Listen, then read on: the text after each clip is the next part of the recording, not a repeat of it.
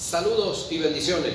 Buenas tardes para todos y todas, especialmente los que nos ven y nos oyen a través de los diferentes medios por donde este material se va a difundir, material de la Escuela Teológica Integral Reformadora, la cual estamos viendo la materia de la fe. Hoy nos toca ir a la clase número 4 y nos toca definición del término fe, página 9 de la guía. Vamos entonces a continuar con este hermoso material. Es el término emuna del hebreo y pistis del griego. Estos términos tienen dos significados en ambos lenguajes. Pasemos a definirlos. Una convicción fundada sobre la confianza que se tiene en una persona y en su testimonio. Eso es emuna. Denota la confianza misma sobre la cual descansa una convicción, entendiendo que esto es más que una mera convicción intelectual de que una persona es digna de confianza. Presupone una relación personal con el objeto de la confianza, es salir de uno mismo para descansar en otro. Esto es emuna del hebreo y pistis del griego. En general, la fe es una persuasión, oiga la expresión, persuasión o convencimiento de la verdad, fundada sobre el testimonio de uno en quien se tiene confianza y en quien podemos apoyarnos y por ende descansar sobre su credibilidad y su autoridad.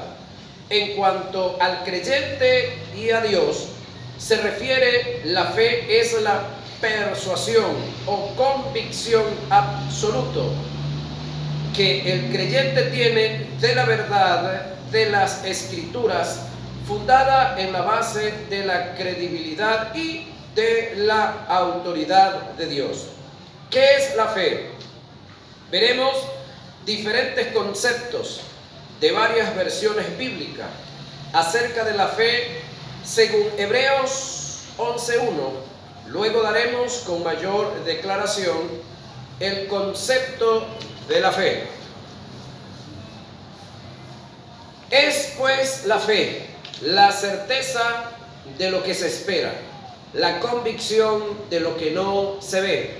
Casiodoro de Reina y Cipriano de Valera, que de paso le digo, no se conocieron porque uno trabajó en este siglo y otro en el otro. Lo que pasa es que uno escribió y el otro revisó. No crea que echaron cuento, los dos hablaron, no se conocieron. Ahora, la fe es la seguridad, la conformación de la evidencia o la prueba de las cosas que no vemos y la convicción de su realidad. La fe percibe como un hecho, oiga la expresión, como un hecho, ¿sí? Porque la fe es del presente. La fe percibe como un hecho real aquello que no es revelado a los sentidos físicos. Esto es Biblia ampliada del griego.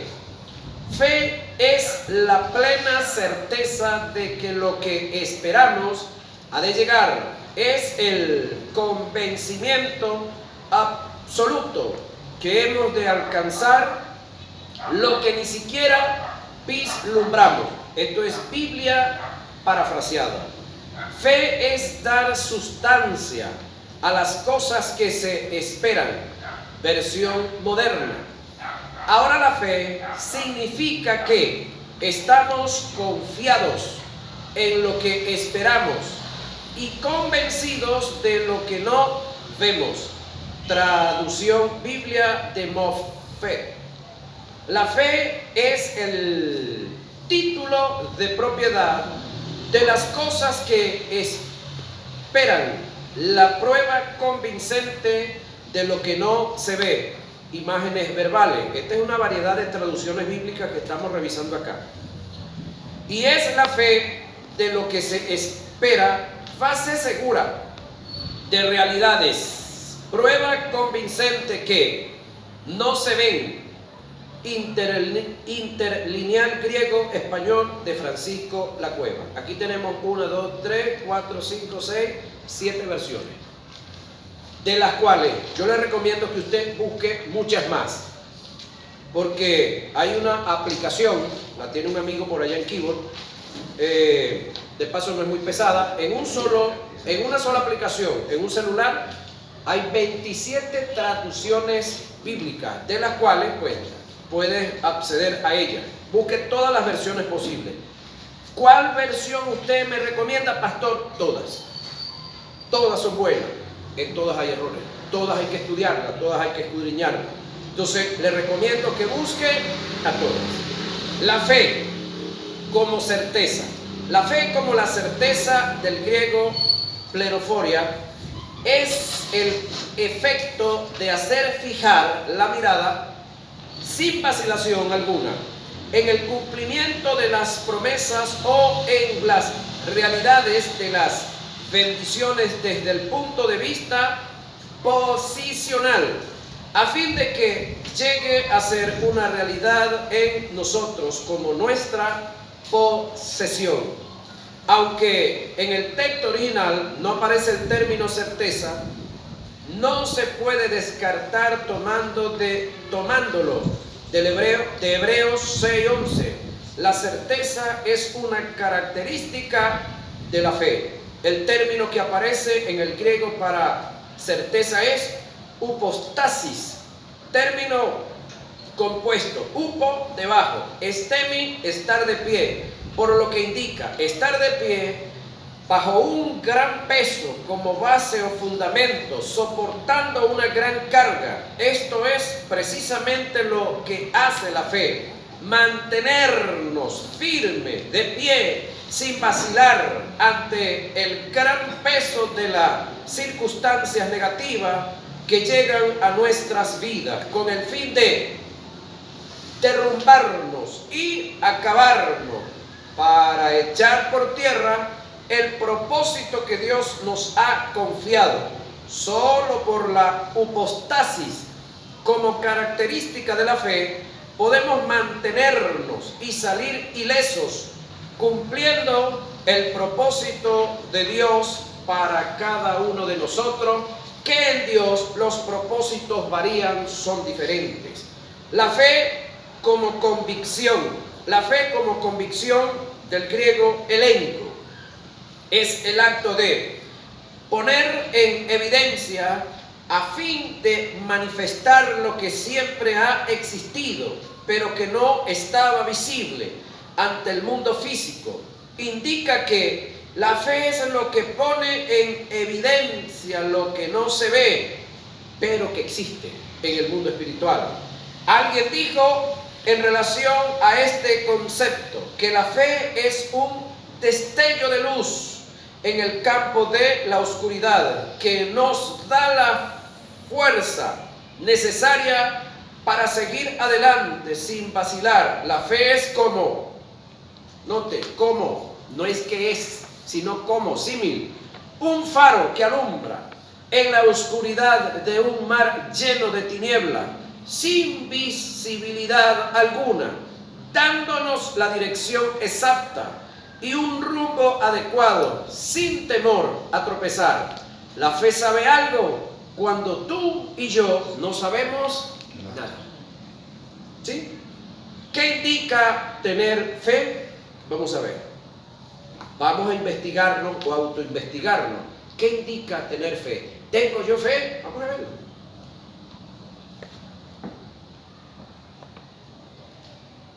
Caminar en fe es andar por lo que Dios, oído, ha dicho y establecido en su palabra.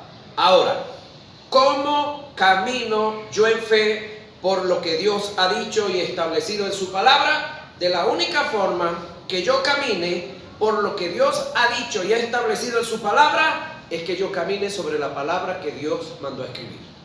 De otra forma, es imposible. Porque ¿cómo usted conoce una ley si no la ha leído, si no la ha estudiado? Ok, aquí es igualito. Entonces, caminar en fe es andar por lo que Dios ha dicho y establecido en su palabra.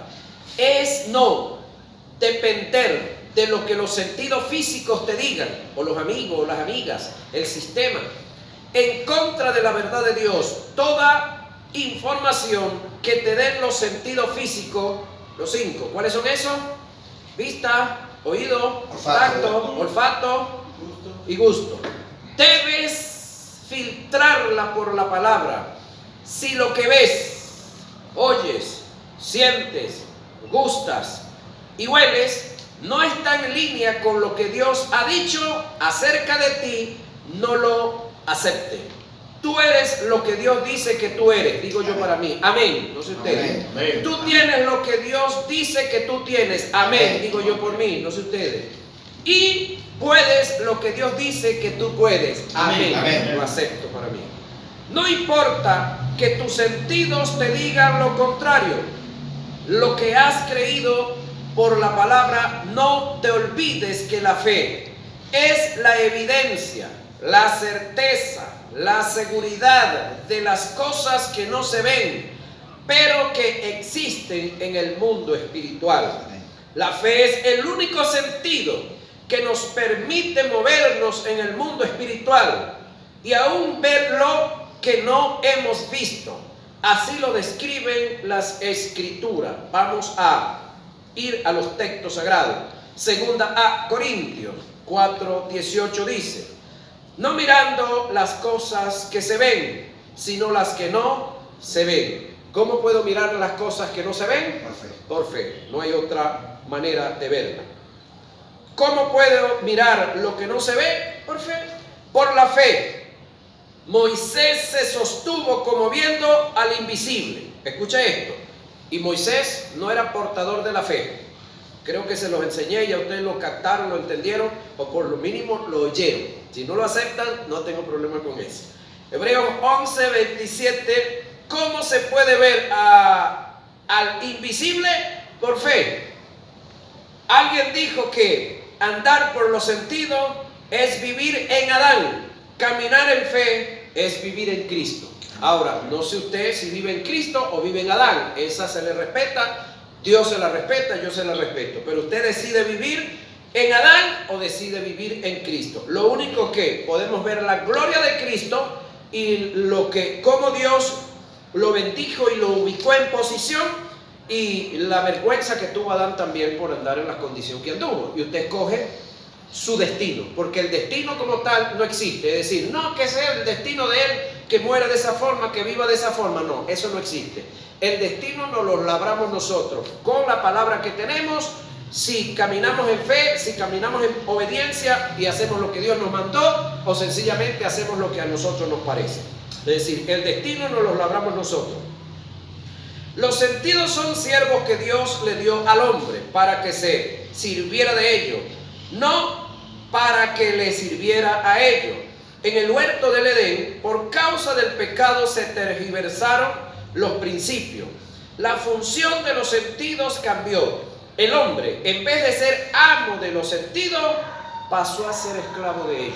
Estamos hablando en el huerto después que el hombre cayó, pero antes del hombre haber caído no fue así. Ahora, de repente usted dirá, bueno, entonces nosotros estamos fregados porque después que el hombre cayó para acá, entonces somos esclavos de los sentidos. No se le olvide que usted y yo ya fuimos regenerados. Amén. Y el término regenerado es vueltos al género original, en el cual podemos tener dominio sobre los sentidos si nos proponemos. Amén. O somos esclavos de los sentidos si nos rendimos también. Smith Wigglesworth, el apóstol de la fe, fue un hombre que entendió estas verdades y caminó en ellas, hasta el punto que cuando le preguntaban cómo estaba y cómo se sentía, Smith siempre respondía: nunca le pregunto a Smith cómo está y cómo se siente, siempre le digo cómo debe estar y cómo se debe sentir. Independientemente el cómo me sienta, yo siempre estoy bien. Así era la actitud de este hombre. Nunca le pregunto, y esto va para usted, diga usted su nombre si lo quiere, yo lo voy a hacer para mí. Nunca le pregunto a Octaviano Torres cómo debe estar y cómo se siente. Siempre le digo cómo debe estar y cómo se debe sentir, independientemente cómo esté Octaviano Torres. Yo siempre le digo que está bien, porque debe de andar, ¿por qué? Por la fe, y no por los sentidos, por las circunstancias, por lo que oye, por lo que huele, por lo que le mandaron a decir. El apóstol Pablo dijo, por fe andamos y no por vista. Segunda a Corintios 5:17. Jesús dijo lo mismo, bienaventurados los que creyeron sin haber visto. Juan 20:29. Bienaventurados los que creyeron, ¿sí?, sin haber visto. ¿Quiénes fueron esos? Los héroes del capítulo 11 del libro de Hebreos, los héroes de la fe. Porque aquí no se estaba refiriendo a los discípulos inmediatamente y tampoco se estaba refiriendo ni a usted ni a mí. Yo cuando leí este texto yo pensaba que él estará conmigo, pero cuando aprendí a leer verbos, pasado, presente y futuro, y entonces me di cuenta que el texto dice bienaventurados los que creyeron. No se fue por allá atrás. Si dijera los que van a creer, estaba hablando mío. Amén. Y si dijera los que creen, estaba hablando del presente. Pero lo primero que Jesús les reprochó a los discípulos una vez que los vio fue su incredulidad y dureza de corazón. Quiere decir que todos estaban raspados. Ahora, estos dos pasajes muestran un denominador común que se da en un hombre que camina y depende de la fe en Dios y que no depende de los sentidos físicos. El vivir en fe es fácil porque es andar en contra del sistema. El vivir en fe no es fácil porque es andar en contra de un sistema. Pero nunca olvides que el lenguaje de la fe dice que la fe no mira las circunstancias, la fe pasa sobre ellas, sobre las circunstancias. La fe no mira las circunstancias, la fe cambia las circunstancias. Y en este caso, amplío un poquitico. No es la fe la que cambia las circunstancias. La fe sencillamente es un medio para alcanzar un fin. Entonces, la fe le brinda al Todopoderoso para que cambie las circunstancias. Porque no es la fe la que cambia las circunstancias, es Dios. Amén. Claro, como Dios es fe, pudiéramos decir, cabe aclarar esta parte, o cabe decir que la fe cambia las circunstancias, pero en este caso no es la fe pistis, es la fe, es Dios. Para mejor comprensión de lo antes dicho, voy a relatar una historia que vi en un documental que hacía referencia a la fe. Se cuenta de una niña que daba voces de auxilio estando en el segundo piso de un edificio. En el primer piso se había desatado un conato de incendio y su padre, perteneciente al cuerpo de bomberos en la localidad, atendió al llamado de alarma. Al llegar al sitio, se percató de que se trataba del edificio donde él residía y la niña que daba voces de auxilio era su hija. En la emergencia del caso, no daba tiempo de habilitar la escalera mecánica para hacer el rescate. Su padre se puso en la planta del edificio y le dijo a su hija: hija, es tu padre quien te habla. Estoy exactamente debajo de ti, en tu misma dirección. Lánzate, que yo te espero en mis brazos. La niña, al reconocer la voz de su padre, le respondió: papá, el humo y el fuego no me dejan verte, pero te creo. La niña, en plena confianza a la voz de su padre, se lanzó y fue recibida en los brazos de su progenitor y fue salvada. Ahora, ¿qué dice la niña? Que el humo no la dejaba ver y el fuego no la dejaba ver, pero se lanzaba en confianza por la voz de su padre. La identificó. Ahora, este es el lenguaje de la fe. En ocasiones no vamos a ver a Dios, pero basta con una palabra que Él nos dé para lanzarnos en sus brazos. El detalle está que muchos de nosotros queremos es oír la voz audible de Dios, es decir, la logión, que Dios nos hable, nos diga o nos dé una palabra. ¿Por qué razón? Porque somos algunos de nosotros, un poquito flojos para estudiar la palabra. Ahora, ¿es necesario que Dios desde el cielo nos dé una palabra para nosotros poder avanzar teniendo toda la Biblia y pudiendo estudiarla? No. Entonces, ya Dios adelantó un trabajo. Hagamos nosotros la parte que nos corresponde a nosotros. ¿Qué nos corresponde a nosotros? Ir al texto sagrado, estudiarlo, escudriñarlo, revisarlo, comérnoslo, ingerirlo, digerirlo, no vomitarlo, ¿no? Ahora, alguien dijo, vivir en fe me lleva a ser un hombre espiritual con experiencias humanas. Pero el vivir en los sentidos me lleva a ser un hombre humano con experiencias espirituales. A continuación, voy a dar ejemplos fundamentados en la palabra de lo que indica vivir en fe. Primer ejemplo. Cuando terminó de hablar, dijo a Simón, boga mar adentro y echad vuestras redes para pescar. Respondiendo Simón le dijo, Maestro, toda la noche hemos estado trabajando y nada hemos pescado, mas en tu palabra echaré la red.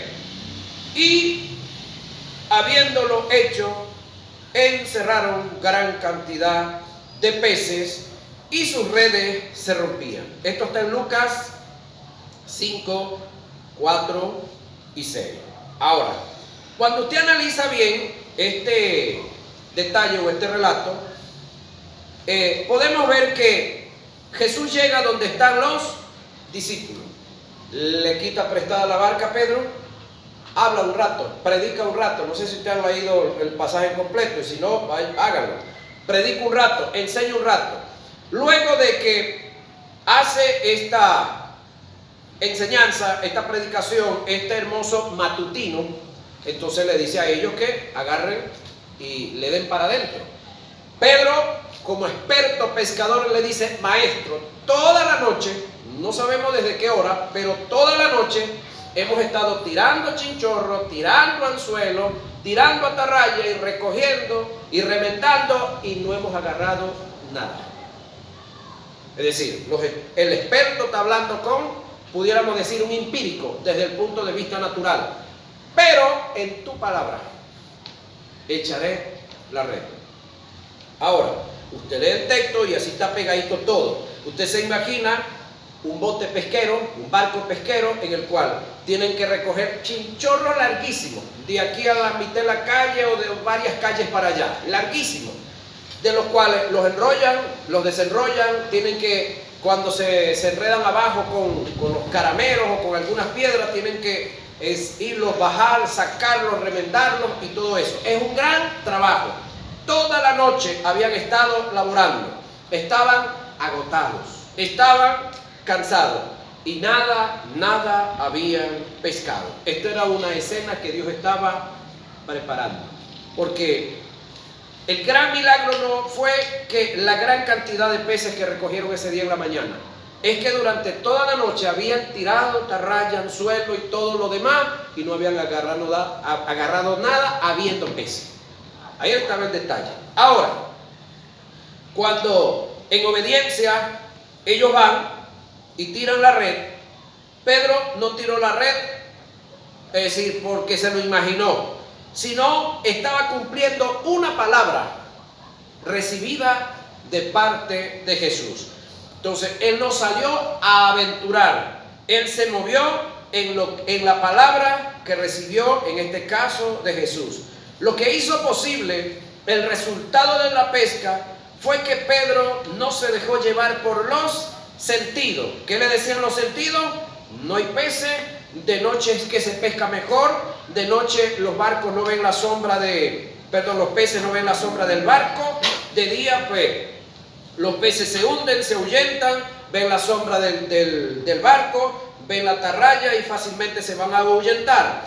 Ahora, no se dejó llevar por los sentidos o por la apariencia, sino que depositó su fe en una palabra que Jesús le dio, concerniente específico a la tarea, al qué hacer, en este caso la pesca. Él le dijo: echad vuestras redes para pescar. Pedro respondió sin negar la circunstancia, pero lleno de fe. ¿Qué fue lo que le dijo? Maestro, toda la noche hemos estado trabajando y nada hemos pescado. Es decir, Pedro le habla de la circunstancia que se está dando.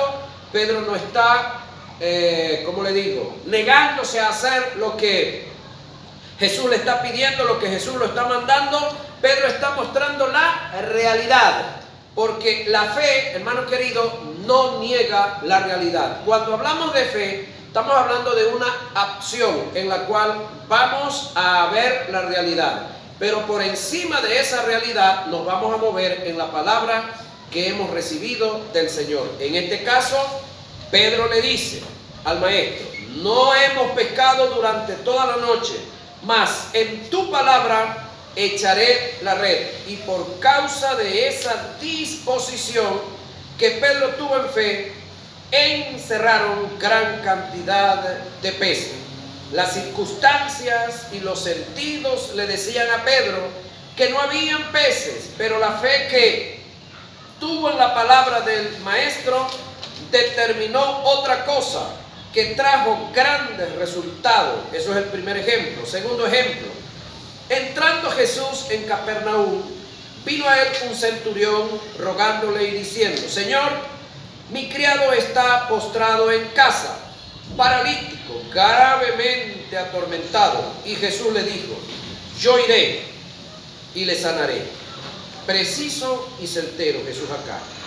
Yo iré y le sanaré. Respondiendo el centurión, coronel romano, que dirigía un aproximado de 100 soldados o más, el centurión le dijo: Señor, no soy digno que entres bajo mi techo, solamente di la palabra y mi criado sanará. Entonces Jesús dijo al centurión: ve y como creíste te sea hecho. Y su criado fue sanado en aquella misma hora. ¿Esto está dónde? Mateo 8, 5 y 13. El detalle del centurión para con Jesús no era que no quería él que Jesús le visitara la casa porque tenía todo desordenado por allá, porque tenía una reguera de cotizas y de zapatos y cosas por allá y la casa no estaba pintada. Permiso. Sino que culturalmente los judíos y los romanos no se la llevaban. Culturalmente, para un judío, un gentil, o el término gentil era igual a perro, ¿sí? Entonces el centurión lo que le quiso decir a Jesús es: no quiero causarte molestias, problemas con tus seguidores o con los demás que te critican, solamente di la palabra y yo estoy seguro que mi criado sanará. Una actitud en la cual este hombre depositó esa confianza en Jesús. ¿Y cuál fue la respuesta de Jesús? Ve, como creíste te sea hecho. Y su criado fue sanado en aquella misma hora. Otro gran ejemplo. Si analizamos el caso tomando en cuenta las costumbres, un judío no podía entrar a la casa de un gentil, ya que su morada se consideraba inmunda. Cuando Jesús le hace la propuesta al centurión para ir a su casa, el centurión se negó, pero soltó la palabra que llevaba implícita la fe y le dijo: solamente di la palabra y mi criado sanará. Jesús, al escuchar lo dicho por el centurión, dijo: ve, como creíste te sea hecho.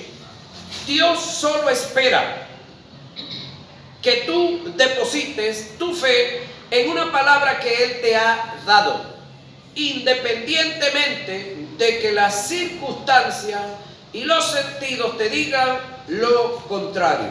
Es decir, la fe siempre tiene que tener donde depositarlo para Dios poder obrar. Por lo tanto, tenemos todo el libro de la Biblia o los libros de la Biblia escritos. Debemos de estudiarlo, analizarlo, procurar conocer un poco más acerca de la fe, que es lo que estamos haciendo acá. Vamos a un tercer ejemplo. Aquel día, cuando llegó la noche, le dijo: pasemos al otro lado. ¿Qué fue lo que dijo Jesús? Pasemos al otro lado. Y despidiendo a la multitud, le tomaron como estaba en la barca. Y había también con él otras barcas, pero se levantó una gran tempestad de viento y echaba las olas en la barca, de tal manera que ya se anegaba, y él estaba en la popa durmiendo sobre un cabezal. Y pudiéramos decir, y él estaba sobre la popa durmiendo en fe sobre un cabezal. No está aquí escrito como tal, pero dijeron amigos de todos nosotros, tácito sobreentendido está ahí. Porque él dijo: pasemos al otro lado, y se acostó a dormir en esa confianza de esa palabra de fe, la cual él había dicho. Ahora, le despertaron y le dijeron: maestro, ¿no tienes cuidado que perecemos? Y levantándose, reprendió el viento y dijo al mar: calla, enmudece. Y cesó el viento y se hizo grande bonanza.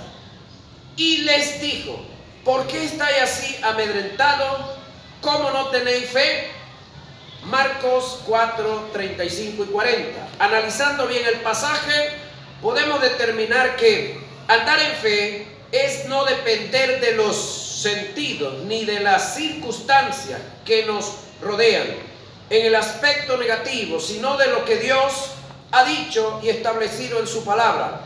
Si Dios lo determinó, no hay nadie que pueda negar esa verdad. El pasaje afirma que Jesús, al subir a la barca, le dijo a su discípulo: pasemos al otro lado. Esta palabra era suficiente para que los discípulos no temieran ante cualquier circunstancia. Al no haber escuchado o tomado en cuenta esta palabra, los embargó el temor y la duda, dejándose llevar por los sentidos y las circunstancias. Al despertar Jesús, reprendió la tormenta, el mar se aquietó y le dijo a su discípulo: ¿por qué estáis así amedrentados? ¿Cómo no tenéis fe? ¿Cómo no tenéis fe en qué? En lo que les dije allá a la orilla cuando veníamos para acá. ¿Qué fue lo que les dije? Pasemos al otro lado. Ahora, levántese el mar, oscurezcase la noche, pase lo que pase, la orden era una sola: pasemos al otro lado. Es decir, no había marcha atrás. Nuestra victoria no la determinan las circunstancias, ni se obtiene a través de los sentidos. Nuestra victoria ya fue, ya fue determinada en lo que Dios ya hizo y está establecido en su palabra. Voy con esto. Nuestra victoria, quiero resaltar esto y que usted lo analice ahí en frío, no la determinan las circunstancias, ni se obtiene a través de los sentidos. Nuestra victoria ya fue determinada en lo que Dios ya hizo y estableció en su palabra. Hablando palabra del Antiguo Testamento y hablando palabra del Nuevo Testamento. Porque la realidad del Nuevo Testamento es algo que se estableció en el Antiguo Testamento. La vida de Jesús fue predicha por más de 330 veces en el Antiguo Testamento. Por lo tanto, los hombres y las mujeres que una vez que vino Jesús le prestamos atención, aceptamos su venida, aceptamos su palabra y su sacrificio, somos los que verdaderamente estamos honrando el Antiguo Testamento. Los hombres y las mujeres que no aceptaron a Jesús o que no han aceptado a Jesús, ni honran al Nuevo ni honran al Antiguo Testamento. Porque Jesús es el fruto de lo que se estableció y se dijo y se profetizó más de 330 veces en el Antiguo Testamento. ¿Sí? Ahora, la fe te dice que lo que Dios ha dicho acerca de ti es una verdad irrefutable. Amén. Independiente de la información que te den los sentidos físicos, es decir, independientemente de lo que oigas, veas, huelas o sientas, tú eres lo que Dios dijo que tú eres. Amén. Tú tienes lo que Dios dijo que tú tienes. Amén, digo yo para mí. Tú puedes lo que Dios dijo que tú puedes. Amén, vuelvo a decirlo. Cuando lo que me dicen en contra de la verdad de Dios, oído con lo que viene ahora, no me roba la paz, la confianza, ni la seguridad, entonces estoy caminando en fe. Amén. Pero cuando lo que me dicen en contra de lo que Dios ha dicho de mí, me roba la confianza, me roba la paz, me roba la tranquilidad, entonces yo ando por lo que oigo, por lo que veo, por lo que huelo o por lo que siento. Entonces ando en Adán y no en Cristo. Amén. Entonces los que andamos en Cristo no nos roba la paz, ni la confianza, ni la seguridad, lo que oigamos, veamos, olamos o sintamos. Eso es andar por fe. Cuando no te dejas llevar ni manipular por los sentidos físicos, ni por hombre alguno ni mujer alguna. ¿Sí? Independientemente de los soles que tengan aquí. Independientemente. Ahora, la fe y el temor. La fe y el temor. El